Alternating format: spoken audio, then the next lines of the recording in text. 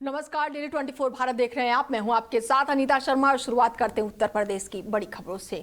UP के पीलीभीत में इन दिनों बंदरों का आतंक लगातार बढ़ता ही जा रहा है, जिससे स्थानीय लोग खासा परेशान हैं। और इसी बीच एक गंभीर घटना सामने आई है, जहां पर एक छात्रा छत पर बैठकर पढ़ाई कर रही थी और तभी अचानक बंदरों के एक झुंड ने उस पर हमला कर दिया। हमले से घबराकर छात्र संतुलन खो बैठी और छत से नीचे गिर गई, जिससे उसे गंभीर चोट आई है। घटना के बाद से परिजनों ने तुरंत उसे जिला अस्पताल पहुंचाया, जहां पर डॉक्टरों ने उसका उपचार किया। चोट लगने के बावजूद छात्रा ने हिम्मत नहीं हारी और 12वीं की परीक्षा देने के लिए परीक्षा केंद्र पहुंची। हालांकि परीक्षा के दौरान उसकी तबीयत अचानक ही बिगड़ गई, जिसके बाद उसको फिर से दोबारा स्वास्थ्य केंद्र में भर्ती कराया गया। सुबह छत पे बैठी पढ़ाई कर रही थी, इंटर पेपर था इसका, और तभी आगे बंदा इसको लिपट गए। बंदा डर से भागी तो छत से गिर गई नीचे। उसके बाद पीली अस्पताल ले गए, वहाँ इसको ट्रीटमेंट हुआ, इलाज किया डॉक्टरों। उसके पेपर टाइम में वहाँ से हम अपने आप दुनिया का भी लेकर पेपर दिलाने जा रहे हैं। तो यहाँ आके पेपर फिर से खराब हो गई, तो यहाँ से ले आए और पेपर दिलाने जाना फिर से। सुबह छत पे बैठी पढ़ाई कर रही थी, इंटर पेपर था इसका, और तभी आगे बंदा इसको लिपट गए। बंदा डर से भागी तो छत से गिर गई नीचे। उसके बाद पीली अस्पताल ले गए, वहाँ इसको ट्रीटमेंट हुआ, इलाज किया डॉक्टरों। उसके पेपर टाइम में वहाँ से हम अपने आप दुनिया का भी लेकर पेपर दिलाने जा रहे हैं। तो यहाँ आके पेपर फिर से खराब हो गई, तो यहाँ से ले आए और पेपर दिलाने जाना फिर। रायबरेली में 21 फरवरी को स्थानीय वृंदावन रिसोर्ट में रीमाकॉन 2026 का आयोजन किया जा रहा है, जिसमें बड़ी संख्या में डॉक्टरों की सहभागिता होगी। और ये सम्मेलन सुबह 9:30 बजे से शुरू होकर शाम तक विभिन्न सत्रों में आयोजित होगा, जहां पर विशेष डॉक्टर मधुमेह, हृदय रोग, मांसपेशियों की समस्याओं सहित रक्तचाप और अन्य जटिल बीमारियों के उपचार और निदान पर अपना व्याख्या प्रस्तुत करेंगे। कार्यक्रम में अलग अलग क्षेत्रों के माध्यम से चिकित्सकों क्षेत्र के नई तकनीकों, शोध और उपचार पद्धतियों पर विचार किया जाएगा। उद्घाटन समारोह में वरिष्ठ चिकित्सकों की उपस्थिति रहेगी, जहां पर पारंपरिक रूप से दीप प्रज्वलित कर कार्यक्रम की शुरुआत की जाएगी। देखिए, ये कॉन्फ्रेंस हम लोग की जो रीमाकॉन के नाम से है, और रीमाकॉन का ये 8वां संस्करण है, और ये लगभग हर साल होता है, पिछले साल नहीं हो पाई थी। और इसमें ये पूरे दिन भर का हम लोग का प्रोग्राम होता है, जिसमें इस बार करीब 12 लेक्चर है और 5 सेशन है। इसमें हम लोगों ने इस बार जो थीम रखी है वो एक तरह से लाइफ स्टाइल डिजीजेस के ऊपर रखी है, जैसे ओबेसिटी है और फैटी लिवर है और मेडिको लीगल इश्यूज जो डॉक्टर्स के बड़े रोज सुनाई देते हैं, उनमें भ्रमों को दूर करने के लिए भी पूरा एक बड़ा सा सेशन रखा गया है। आज की प्रेस कॉन्फ्रेंस जो हुई थी, ये रीमाकॉन के संदर्भ में आयोजित करी थी आज हम लोगों ने, इसके बारे में जानकारी की, जो ये लगातार विगत वर्षों से 8 वर्षों से हो रही है। तो उसी को हम लोग रूपरेखा किस तरह से हम लोग कर रहे हैं, उसमें बाहर से डॉक्टर्स आएंगे, उनके लेक्चर्स हैं, और हम लोग, हमारी जो टीम है डॉक्टर्स की आई में, वो उसका आयोजन कर रहा है। और इसमें जो इस बार की थीम है वो बहुत अच्छी है, लाइफ स्टाइल मॉडिफिकेशन, मतलब अपनी जीवन शैली को किस तरह से सुधार के रखें, इससे दवा से बचे भी और दवा खाते हुए भी जीवन शैली किस तरह से रखें। और सबके 12 लेक्चर हैं जो बाहर से डॉक्टर्स आएंगे, लेक्चर्स देंगे, तो बहुत जानकारी है। और इस जो ये हमारी रीमाकॉन हो रही है, इसको एनएमसी से भी अप्रूव करके 4 पॉइंट भी मिले हुए हैं, तो जो आगे हम लोग की मतलब डिग्रीज और सब में उसकी वैल्यू भी बढ़ाता है। तो उसी के संदर्भ में ये प्रेस वार्ता आज हम लोगों ने करी। खास तो अभी टॉपिक बारे में बताया गया कि नए नए टॉपिक है, इंसुलिन पे टॉपिक है, ओबेसिटी पे टॉपिक है, लेकिन हर बार हम लोग जो है जो करते थे, डिस्ट्रिक्ट लेवल पे हमारे गेस्ट रहते थे, पार्टिसिपेंट रहते थे। इस बार नेशनल लेवल के हमारे जो पूर्व प्रेसिडेंट देश के जो राष्ट्रीय अध्यक्ष थे आईएमए के, डॉक्टर शरद अग्रवाल जी, वो हमारे स्टीम गेस्ट होंगे। और उत्तर प्रदेश आईएमए के जो अध्यक्ष हैं डॉक्टर राजीव गोयल जी, वो हमारे जो है चीफ गेस्ट होंगे। और डॉक्टर AK गुप्ता है, वो Indian institute of clinical medicine उसके राष्ट्रीय अध्यक्ष रह चुके हैं। वो आगरा मेडिकल जो एसएन मेडिकल आगरा था, उसमें विभागाध्यक्ष थे मेडिसिन के, और वो भी हमारे चीफ गेस्ट होंगे। तो कहने का मतलब ये, जो हम लोग करते थे रायबरेली में छोटा प्रोग्राम होता था, जिसकी जानकारी मतलब बाहर तक नहीं आती थी, इस बार हम लोग का प्रयास है कि ये प्रदेश स्तर और नेशनल स्तर पे भी जाए, कि रायबरेली की आईएमए और आईआईसीएम एक बड़ा आयोजन करती है, और यहाँ पे जो ज्ञानार्जन होता है वो पूरे देश में फैले। देखिए, ये कॉन्फ्रेंस तो वहीं रायबरेली में भव्य शिव बारात का आयोजन पूरे ही धार्मिक उत्साह और श्रद्धा के साथ किया जा रहा है, जिसमें शहर भर में शिव भक्त बड़ी संख्या में शामिल हो रहे हैं। पहलवान वीर बाबा मंदिर कमेटी के नेतृत्व में निकली ये शिव बारात इंदिरा गार्डन मंदिर में शुरू होकर रोड अस्पताल चौराहे पर पहुंची, जहां पर पहलवान वीर बाबा मंदिर तक ये आयोजन पहुंचा है और रास्ते भर में भक्तों की भारी भीड़ और झांकियों के साथ पूरा माहौल भक्तिमय देखने को मिला। और इस आयोजन का प्रमुख आकर्षण का केंद्र जो था वो मंदिर परिसर में 2 जोड़े पारंपरिक रीति रिवाज के साथ 7 फेरे लेकर भगवान शिव के साक्षी बने। और इसके अलावा जागरण और सनातन धर्म से जुड़े सांस्कृतिक कार्यक्रमों का भी आयोजन किया गया, जिससे पूरे आयोजन को और भी विशेष और धार्मिक रंग मिला। कुशीनगर जिले में इंटरमीडिएट के करीब 700 छात्रों की बोर्ड परीक्षा पर रोक लगाने के मामले में अब प्रशासनिक कार्रवाई शुरू हो गई है, जिससे शिक्षा व्यवस्था पर गंभीर सवाल खड़े हो गए हैं। और इस प्रकरण में संबंधित लिपिका ज्ञान प्रकाश पाठक के खिलाफ मुकदमा दर्ज किया गया है, जबकि अन्य जिम्मेदार अधिकारियों पर अभी तक कोई भी ठोस कार्रवाई नहीं की गई है। बताया जा रहा है कि पड़ौना नगर स्थित गोस्वामी तुलसीदास इंटर कॉलेज से पत्राचार के माध्यम से लगभग 700 छात्रों के परीक्षा फॉर्म भरवाए गए थे, लेकिन इस पूरी प्रक्रिया में नियमों की अनदेखी की गई। प्रमाण पत्रों पर नोडल अधिकारी के जगह पर लिपिका ने ही हस्ताक्षर कर दिए थे, जिससे प्रक्रिया संदिग्ध हो गई और अब तक और भी ये मामला गंभीर होता दिखाई दे रहा है। तो वहीं पीलीभीत में विकलांग युवक का शव संदिग्ध परिस्थितियों में पेड़ से लटका हुआ मिलने के बाद से इलाके में सनसनी फैल गई और पूरे गांव में सन्नाटा पसर गया। बताया जा रहा है कि मृतक युवक शारीरिक रूप से विकलांग था और नशे की लत के साथ उसका मानसिक संतुलन भी पूरी तरह से ठीक नहीं था। घटना के समय उसका भाई घर पर मौजूद नहीं था और मजदूरी के सिलसिले में बाहर गया हुआ था। घटना की जानकारी मिलते ही पुलिस मौके पर पहुंची और जांच शुरू कर दी। आसपास के लोगों से पूछताछ की जा रही है ताकि घटना के कारणों का पता लगाया जा सके। पुलिस ने शव को कब्जे में लेकर पोस्टमार्टम के लिए भेज दिया है, जिसके बाद से मौत की वास्तविकता कारण जो है वो स्पष्ट हो पाए।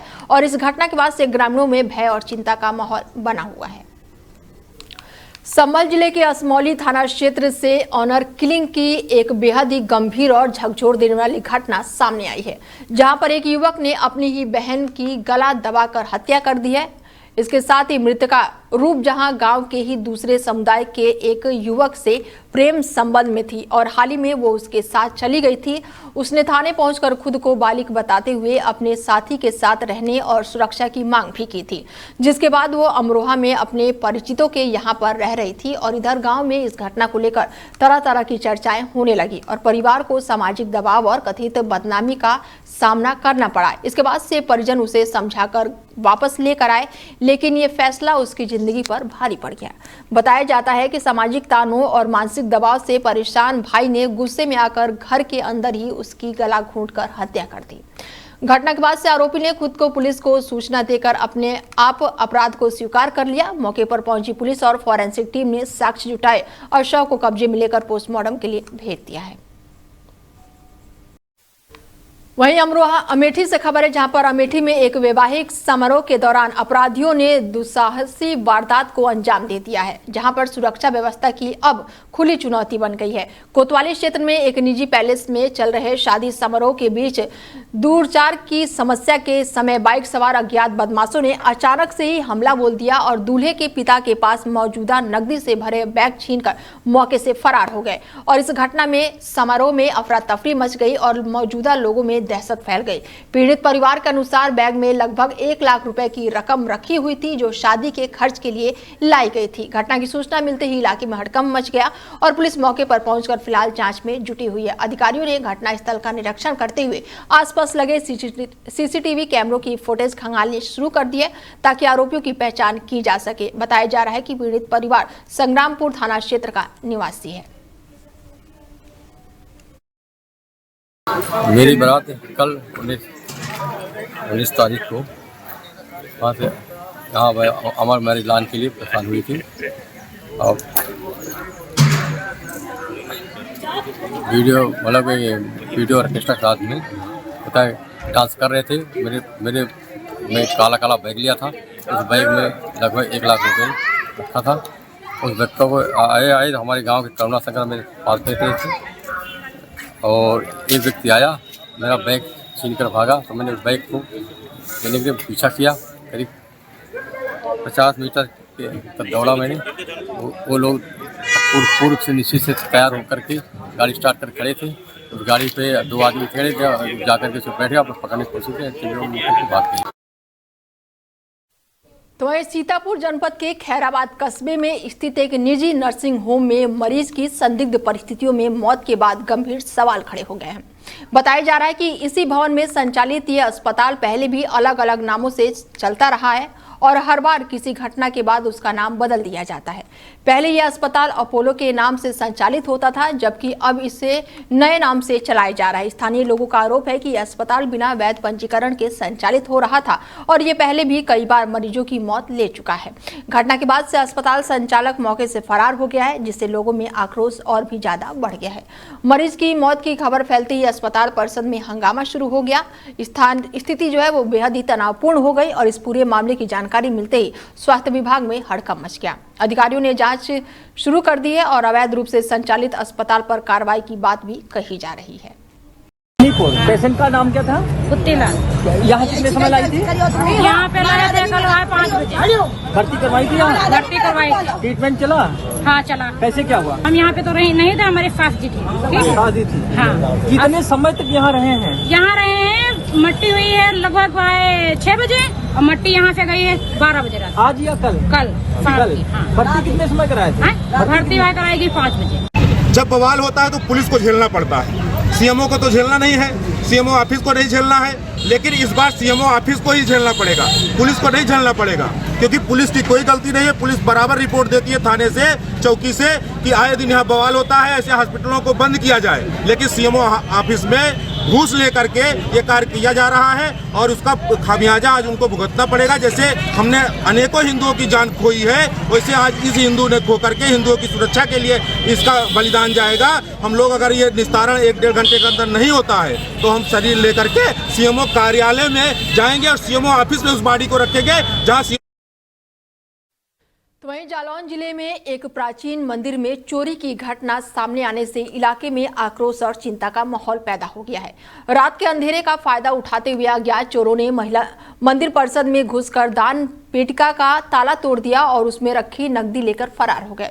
सुबह जब श्रद्धालु मंदिर में पूजा अर्चना के लिए पहुंचे तब उनके दान पेटी जो है वो टूटी हुई मिली, जिसके बाद से घटना की जानकारी फैल गई।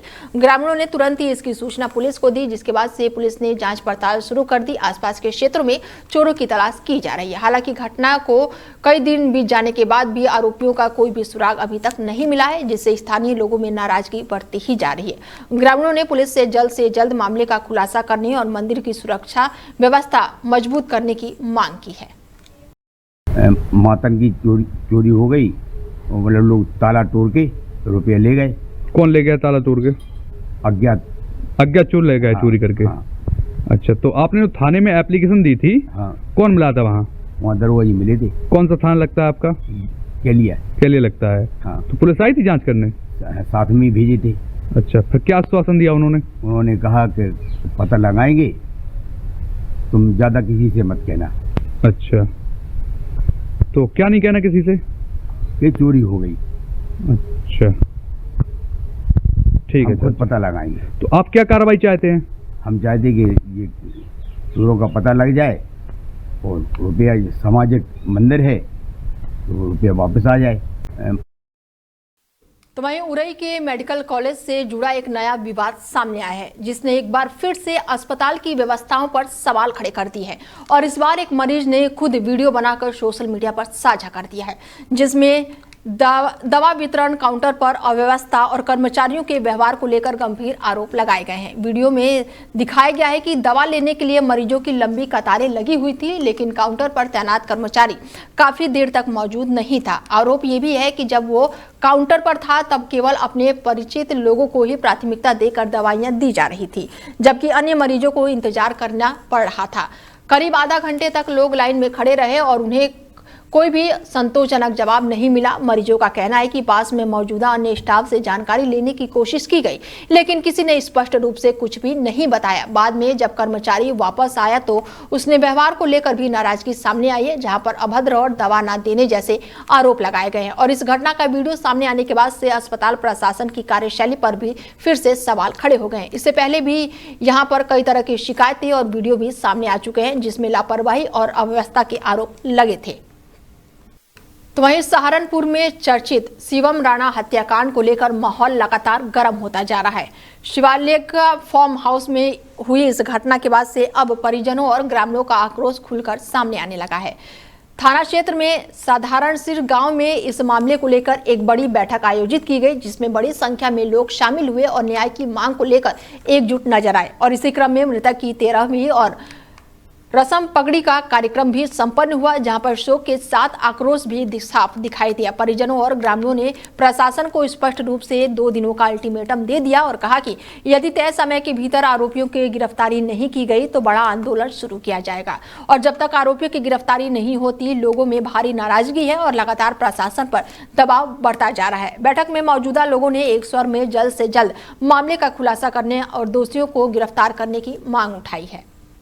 जी भाई, समाज के सभी जिम्मेदार साथी और नौजवान साथियों ने आज 13 मई के दिन एक निर्णय लिया है और प्रशासन को चेतावनी देकर निर्णय लिया गया है कि आज लगभग 12-13 दिन हो चुके हैं, मुलजिमा कुछ पता नहीं है। इतवार को भारी संख्या में अगर प्रशासन उनको अरेस्ट नहीं करता, 2 दिन का दिन और दिए जाते हैं। अगर भारी संख्या में अरेस्टिंग नहीं होती 2 दिन उनकी, तो भारी संख्या में दिल्ली देहरादून हाईवे जाम किया जाएगा। आप लोगों से आग्रह है कि आप इतवार को टाइम जो तय किया जाएगा उस पर पहुंचे और प्रशासन भी कान खोल के सुन ले। अब इस काम में ढिलाई बरतनी बहुत मुश्किल हो। तो वहीं कौशाम्बी जिले में सुबह एक दर्दनाक सड़क हादसे की खबर सामने आई है, जिसने इलाके में सनसनी फैला दी। राष्ट्रीय राजमार्ग NH2 के पास ये घटना घटी है, जहां पर एक ट्रक और 4 पहिया वाहन की जोरदार टक्कर हो गई। दुर्घटना उस समय हुई जब कार में सवार सभी लोग किसी हालिया बारात से घर लौट रहे थे और टक्कर इतनी भयंकर थी कि कार के परखच्चे उठ गए और उसमें सवार लोग बुरी तरह से फंस गए। मौके पर पहुंची पुलिस ने स्थानीय लोगों की मदद से तुरंत ही घायलों को बाहर निकाला और उन्हें अस्पताल में भर्ती कराया। घायलों में से 2 की हालत काफी गंभीर बताई जा रही है, जबकि एक घायल युवक की बेहतर इलाज के लिए प्रयागराज रेफर कर दिया गया है। घायलों की पहचान कोखराज थाना क्षेत्र के रूप में हुई है। दुर्घटना की गंभीरता और वाहन की स्थिति को देखते हुए प्रशासन ने NH2 पर सुरक्षा और राहत कार्य को और भी सख्त कर दिया है। तो वहीं लखनऊ में एक बड़े वित्तीय घोटाले का पर्दाफाश हुआ है, जिसमें फर्जी GST कंपनियों के जरिए करोड़ों रुपए के कर चोरी का मामला सामने आया है। और इस संगठित गिरोह ने नकली बिजली बिल और अन्य दस्तावेजों का उपयोग कर 37 लाख रुपए से अधिक के कर चोरी किए हैं, जबकि कुल लेन देन 4 करोड़ 66 लाख रुपए से ऊपर पहुंचा है। पुलिस ने साइबर सेल और सर्विलांस टीम की संयुक्त कार्रवाई से 3 मुख्य आरोपियों को गिरफ्तार किया है।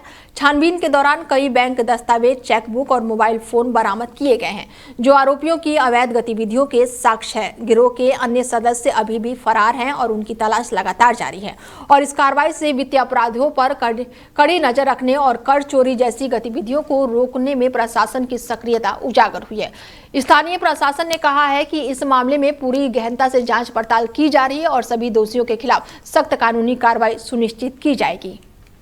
तो वहीं कन्नौज के व्यापारियों ने ऑनलाइन शॉपिंग के बढ़ते प्रभाव और इससे उत्पन्न हो रही समस्याओं के विरोध में जोरदार प्रदर्शन किया है। व्यापारियों का कहना है कि ऑनलाइन शॉपिंग ने स्थानीय बाजार और छोटे व्यवसायियों को भारी नुकसान पहुंचाया है, जिससे उनकी व्यवसाय जो है धीरे धीरे प्रभावित हो रहा है। और इसी विरोध में कलेक्ट्रेट पहुंचे और अपनी मांगों का ज्ञापन जिला प्रशासन को सौंपा है। ज्ञापन में कुल 26 प्रमुख मुद्दों को शामिल किया गया है, जिसमें व्यापारियों को GST के नाम पर हो रहे उत्पीड़न से राहत देना, पेंशन प्रदान करना, मंडी शुल्क समाप्त करना और व्यवसायियों की राजनीति में हिस्सेदारी जैसी मुख्य प्रमुख मांगे हैं। व्यापारियों ने स्पष्ट किया है कि यदि उनकी मांगों पर जल्द सुनवाई नहीं होती तो वो राष्ट्रीय नेतृत्व के आह्वान पर बड़े आंदोलन और सशक्त कदम उठाने के लिए तैयार हैं। व्यापार मंडल ने 29 जनवरी को एक प्रदेश व्यापारी महासम्मेलन कानपुर में आयोजित किया गया, जिसमें उत्तर प्रदेश के सभी जनपदों के व्यापारी नेताओं ने हिस्सा लिया और अपनी मांगों को रखा, जिसमें कन्नौज के भी व्यापारी नेता सम्मिलित हुए थे। हम लोग उत्तर प्रदेश के सभी जनपदों में जिलाधिकारी महोदय के माध्यम से माननीय मुख्यमंत्री जी को, माननीय प्रधानमंत्री जी को एक ज्ञापन दे रहे हैं और ज्ञापन दे करके अपनी मांगों को, अपनी समस्याओं को मुख्यमंत्री जी, प्रधानमंत्री जी तक पहुंचा रहे हैं। व्यापारियों को लेकर के जो ऑनलाइन शॉपिंग निरंतर बढ़ती जा रही, जिससे छोटा मध्यम व्यापारी परेशान है, सरकार से हम चाहते हैं उसमें एक बूस्टर पैकेज दे और व्यापारियों को राहत दे, जीएसटी में राहत दे। कन्नौज की अगर हम बात करें तो कन्नौज इत्र पार्क को लेकर के बहुत सारी ऐसी दिक्कतें आ रही हैं कि छोटा और मध्यम व्यापारी उसमें परेशान हैं और छोटे मध्यम व्यापारियों को दुकानें वगैरह भी पूरी नहीं मिल पा रही हैं। तो वहीं अंबेडकर नगर में एक खुशी का अवसर देखने को मिला है जब मुख्य आरक्षी राजेश कुमार यादव को उप निरीक्षक के पद पर पदोन्नति की गई है और इस अवसर पर जिला पुलिस अधीक्षक और टांडा क्षेत्र अधिकारी ने मुख्य आरक्षी को पदोन्नति के प्रतीक चिन्ह पहनाकर बधाई दी और उनके उज्जवल भविष्य की कामना की। और इस पदोन्नति के साथ ही उनकी पुलिस सेवा में नई जिम्मेदारी और चुनौतियों का आगमन हुआ है।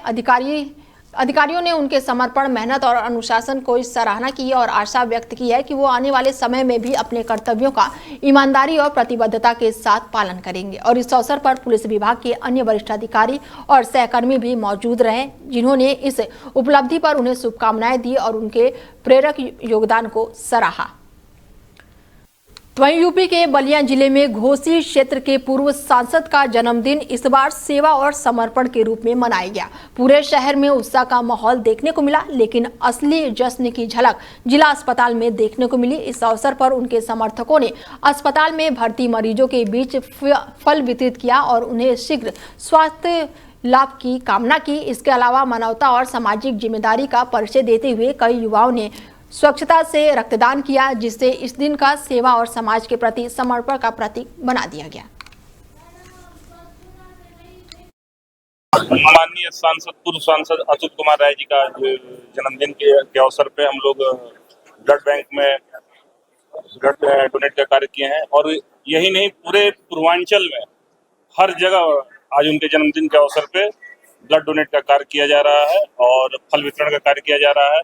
इनका उद्देश्य यही है कि आम जनमानस में किसी भी तरह का सहयोग रहे, वो उनके तरफ से पूर्ण कोशिश रहती है और उनके द्वारा नहीं, उनके साथियों के द्वारा 24 घंटे हमेशा लोग एक दूसरे के लिए खड़े रहते हैं और यही उद्देश्य के साथ हम लोग आज का कार्यक्रम कर रहे हैं। अभी तो हम सदर अस्पताल बलिया में आए हैं और जो भी आपके मीडिया दर्शक हैं सबको हम लोग अपने तरफ से, सभी भाइयों के तरफ से हार्दिक स्वागत एवं अभिनंदन हम लोग करते हैं कि यहाँ पूर्व सांसद अतुल राय जी का जन्म दिवस है और इस अवसर पर हम लोग यहाँ आए हैं। फल का वितरण भी हो रहा है। फिलहाल बुलेटिन में मेरे साथ इतना ही, दीजिए इजाजत, नमस्कार।